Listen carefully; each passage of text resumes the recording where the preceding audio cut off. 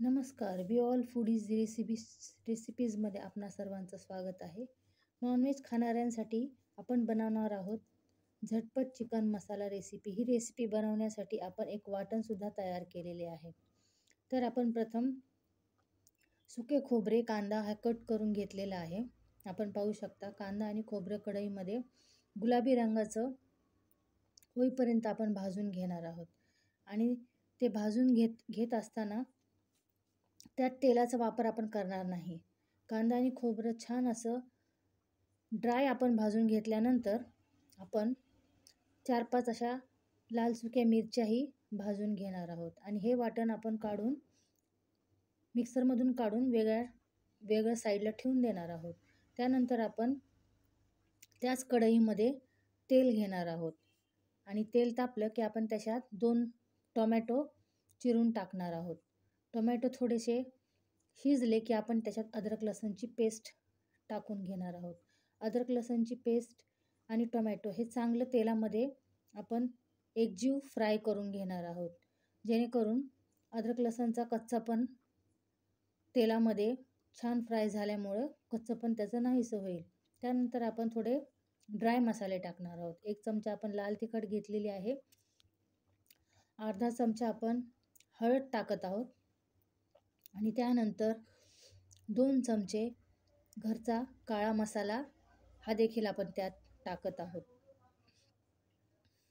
आणि मसाले जास्त तेलात फ्राय न होऊ देता आपण लगेचच मॅरिनेट चिकन त्यात टाकत आहोत. चिकन मी 2 तास आधीच स्वच्छ करून दही लावून मॅरिनेट करून ठेवलं होतं, जेणेकरून ते छान असं टेंडर, ज्युसी आणि सॉफ्ट असं खाताना छान अशी त्याची चव लागते.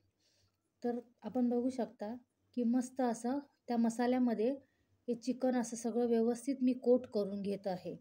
आणि 5 मिनटं हे चिकन असंच ह्या मसाल्यामध्ये शिजू द्यायचं आहे. वरून आपण लगेचच पाणी घालायचं नाही. त्याने काय होतं की मसाला जो आहे ना तो चिकनमध्ये आतपर्यंत व्यवस्थित मुरला जातो आणि चिकन छान ज्युसी होतं. त्याच्यानंतर आपण चवीनुसार त्याच्यात मीठ ॲड करणार आहोत. कारण आपण चिकन मॅरिनेट करताना त्यात ऑलरेडी मीठ हे घातलेलं होतं, म्हणून आपण चवीनुसार मीठ घालणार आहोत. आणि चिकनला अंगचंच पाणी सुटतं आणि छान ते पाणी रिलीज केल्यावर बघा, पाणी न घालताच ते किती छान असं त्याची ग्रेव्ही, अंगच्या पाण्यानेच त्याची ग्रेव्ही तयार झालेली आहे. त्यानंतर आपण जो कांदा, खोबरं आणि लाल मिरचीचं जे वाटण करून घेतलं होतं मिक्सरमध्ये, ते ड्राय आपण तसंच वरून घालणार आहोत. कारण ऑलरेडी आपण ते कांदा आणि खोबरं हे भाजून घेतलं होतं.